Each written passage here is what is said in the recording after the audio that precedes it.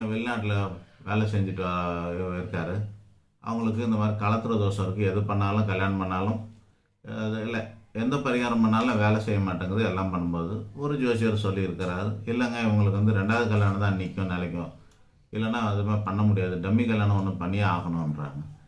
எங்கே போய் பண்ணுறதுன்னும் போது அதிர்ஷ்டம்ன்றது என்னன்னா, அவங்க வீட்டில் வேலை செய்கிறப்போ வேலைக்காரமாக இருக்காங்க, சமையல்காரமாக இருப்பாங்க. அந்த அம்மாவுக்கு ஒரு பொண்ணு இருக்குது, அந்த பொண்ணுக்கும் வயசாகிட்டு இருக்குது. அவங்களுக்குமே வந்து இந்த மாதிரி இருதார தோஷம் உண்டு. இருதார யோகம்னு சொல்லுவாங்க சாஸ்திரத்தில். 2வது கல்யாணம் தான் நிற்கும்னு இருக்குது. அவங்களுக்கும் வழி தெரியாமல் இருக்கிறாங்க. அவங்களுக்கு ஏழைக்கும் அந்த தோஷம் இருக்குது, பணக்காரனுக்கும் அந்த தோஷம் இருக்குது.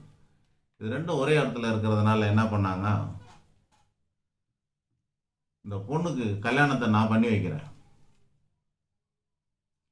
அதுக்கு முன்னாடி ரகசிய கல்யாணம் ஒன்று பண்ணிக்கணும்னு சொல்லிட்டு பண்ணிக்கிட்டாங்க.